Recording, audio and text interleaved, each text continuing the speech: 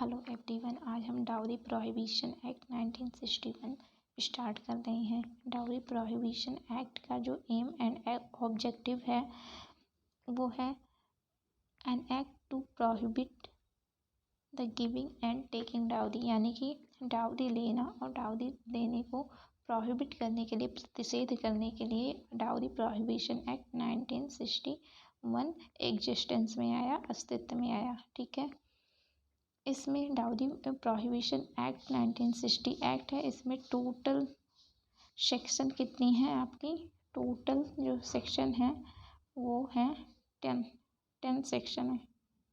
ठीक है, total 10 sections दी गई हैं डाउरी प्रोहिबिशन एक्ट में।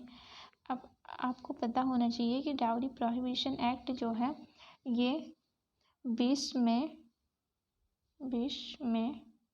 1961 को क्या हुआ था, इसको प्रेसिडेंट की एसेंट प्राप्त हुई थी। ठीक है, फिर उसके बाद फर्स्ट जुलाई 1961 को इसे इन्फोर्समेंट है ना, इसका इन्फोर्समेंट हुआ था 1 जुलाई 1961 को। अब आता है आपका section number 1, short title, extent and commencement. तो कह रहे दिस एक्ट में be called the dowry prohibition act 1961। ये अधिनियम क्या कहलाएगा? डाउरी प्रोहिबिशन एक्ट 1961 कहलाएगा। ठीक है, डाउरी प्रोहिबिशन एक्ट 1961 सेक्शन 1 कहता है। फिर उसके बाद आपका आता है सब सेक्शन 2 क्या कहता है? It extend to whole of India. ये क्या है?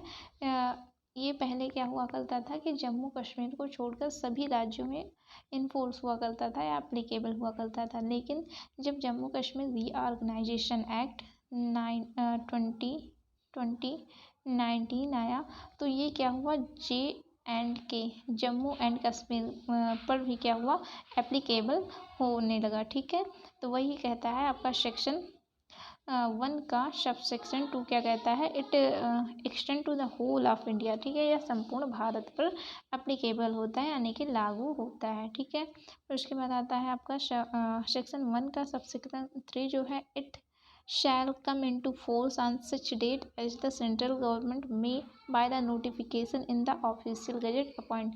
ठीक है, वही हमने आपको बताया 1 जुलाई 1961 को क्या किया, सेंट्रल गवर्नमेंट ने इसे इन्फोर्समेंट कर दिया। ठीक है, अपने ऑफिशियल गजेट में इसकी इन्फोर्समेंट 1 जुलाई 1961 को क्या किया गया, इस डाउरी प्रोहिबिशन एक्ट को इन्फोर्स किया गया। ठीक है, फिर उसके बाद आता है section 2 definition of a dowry. Dowry क्या है, उसकी डिफिनीशन कहाँ पे दी गई है? सेक्शन 2 में दी गई है।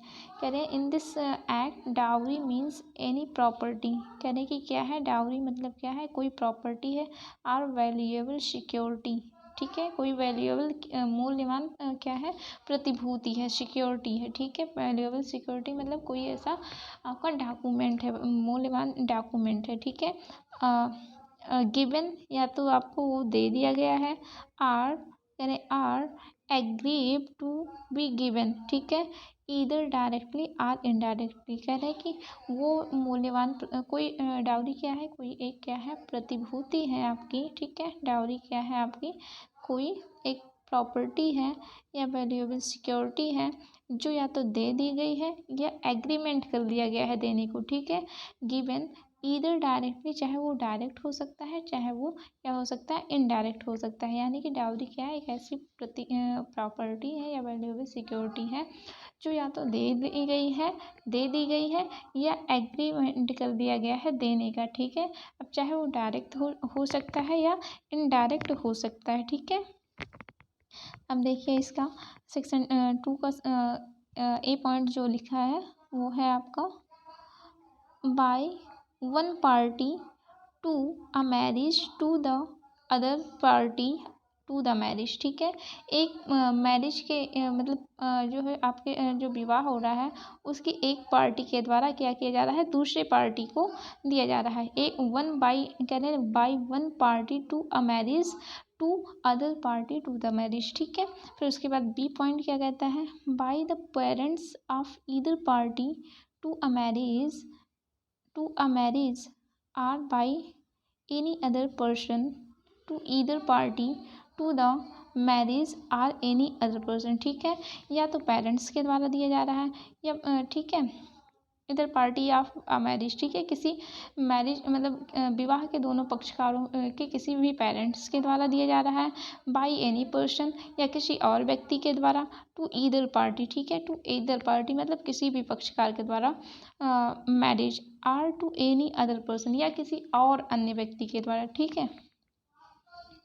उसके बाद आपने दिया है, अब क्या कह रहे हैं कि कह रहे हैं at or before or any time after the marriage, ठीक है, in connection with the marriage of the said parties but does not include dower मेहर in the case of person to whom the Muslim personal law शरीयत applies, ठीक है, कह रहे हैं कि वो एट आर बिफोर कहने की या तो उस समय या तो उसके पहले, ठीक है, आर एनी टाइम या किसी समय, द मैरिज मतलब विवाह के, इन connection with the marriage of set parties है ना, ठीक है, बट डज नॉट इंक्लूड लेकिन क्या नहीं शामिल किया रहा है, डावर, ठीक है, डावर एंड मेहर in the case of a person to whom the Muslim personal law शरीयत अप्लाइज, ठीक है।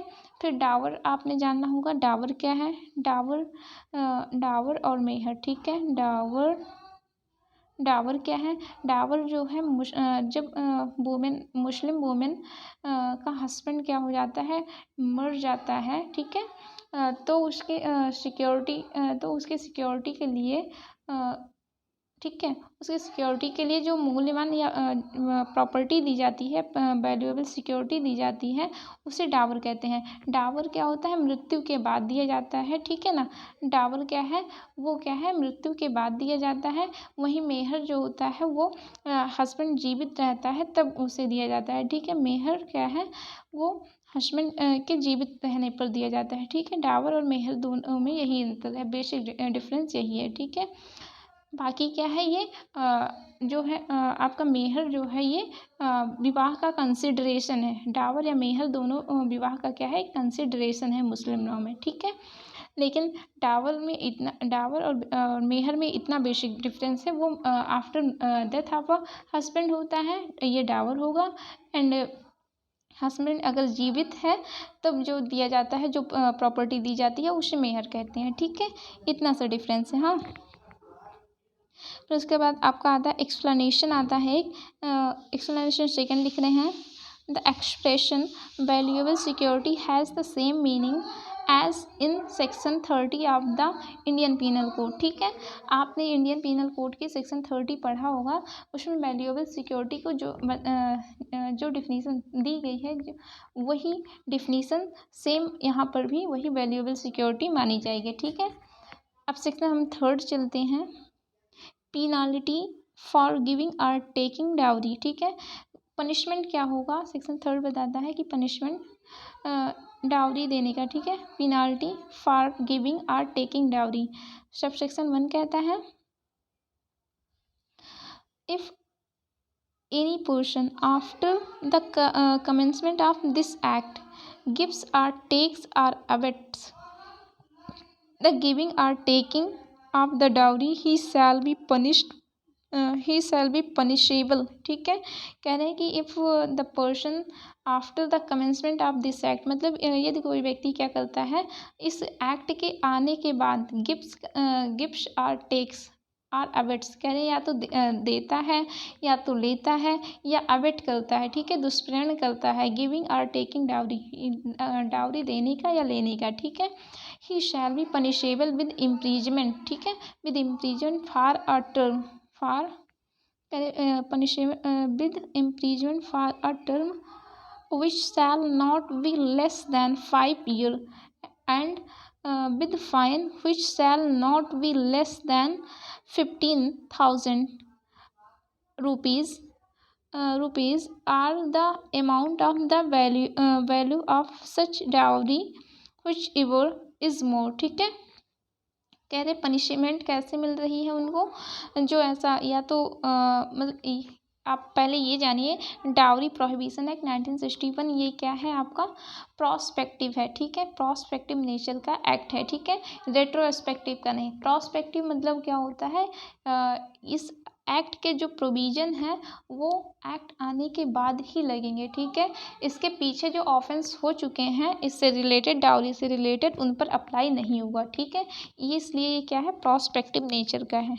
ओके, फिर कह रहे हैं कि अब क्या करेगा, इस एक्ट के आने के बाद या तो वो डाउरी लेता है या देता है, लेने या देने या उसके दुष्प्रेरण में या अबेट करता है द गिविंग और टेकिंग डाउरी, यानी कि डाउरी लेना या देने की। तो कह रहे हैं fall with fines which shall be punish less than, करें कि उसका पनिशमेंट जो आपका है वो है, पनिशमेंट आपका रहा 5 ईयर का, ठीक है। एंड फाइन भी है, कह रहे कि नॉट लेस दैन कितना, 15,000, 15,000 रुपीज़, है ना। All the amount of the value of such dowry which ever is more, ठीक है। या तो वो क्या करेगा, उसे 5 साल की सज़ा होगी, ठीक है। तो उसके बाद आपने करें उस व्यक्ति को क्या फाइन होगा वो 15,000 रुपये का होगा। लेकिन उसके बाद भी कह रहे हैं कि अगर आपकी डाउरी की जो कीमत होगी और 15,000 रुपये दोनों का कंपेयर किया जाएगा, जो ज़्यादा होगा वो पनिशमेंट आपने, वो पेनाल्टी और वो फाइन आपने पे करनी होगी, ठीक है। फिर उसके बाद आता है एक प्रोविजो है, provided that the court may find the adequate or special reason to be recorded in the judgment, impose a sentence of imprisonment for a term of less than 5 year, ठीक है।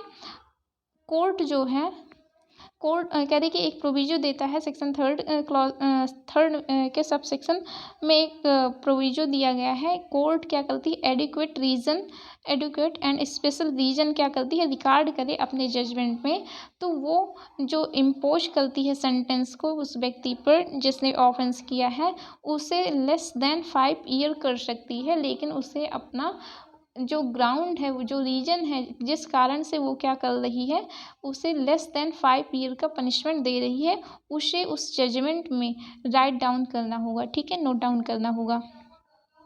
फिर सेक्शन 3 का जो sub section 2 है, लिख रहे हैं nothing in this sub section 1 shall apply to or in relation, ठीक है।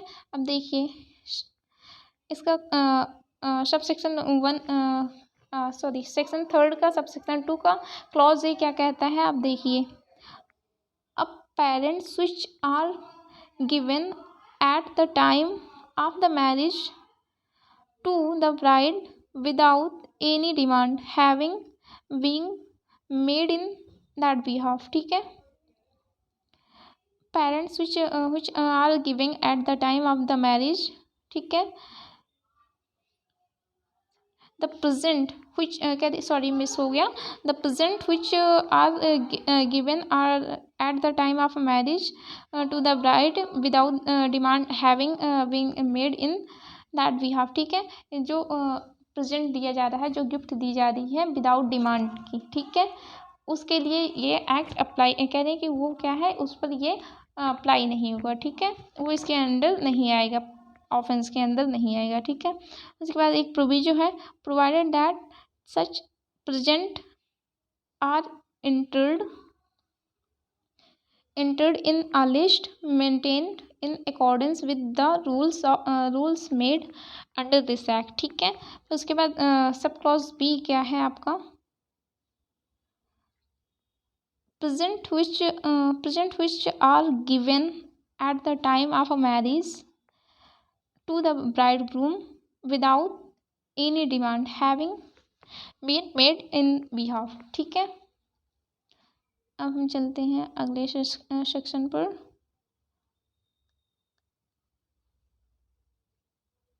ठीक है, एक प्रोविजो दिया है, प्रोविजो है आपका, ठीक है, proviso that provided that such present are entered in a list maintained in accordance with the rules okay एक second. With okay with the rules make under this section, ठीक है। और उसके बाद आपने देखना है दूसरा प्रोविजो है, provided a further that well such present are made by or on behalf of bride or any person related to the bride, such present or to a customary nature and the value thereof is not excessive, having a regard to the financial status of the person who by whom or on whose behalf such present given, ठीक है। उसके बाद आपका आता है section 4, ठीक है। Section 4 हम डील करेंगे। देखिए सेक्शन 4 जल्दी से पढ़ लेते हैं। पेनाल्टी फॉर डिमांडिंग डाउरी, ठीक है। कोई क्या कर रहा है, डिमांड कर रहा है डाउरी का, ठीक है। अभी वहाँ पे क्या था, लेने और देने के लिए पनिशमेंट था, ठीक है। वो आपका 5 ईयर इम्प्रीजमेंट था एंड 15,000 क्या था आपका फाइन था, ठीक है। और उसमें एक और कंडीशन थी, अगर डाउरी और आपका फाइन को कंपेयर किया जाएगा, जो उसमें से अधिक होगा वो क्या जाए वो आपको फाइन पे करनी पड़ेगी, ठीक है। वो था।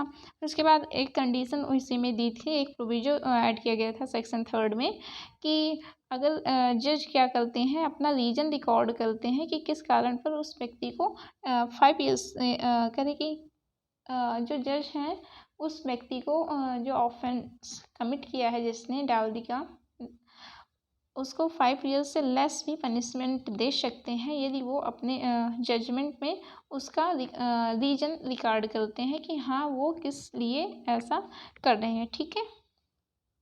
आपका आता है सेक्शन 4। सेक्शन 4 क्या कहता है, पेनाल्टी फॉर डिमांडिंग डाउरी, ठीक है। सेक्शन 4 कहता है कि डाउरी मांगने के लिए क्या दंड, ठीक है।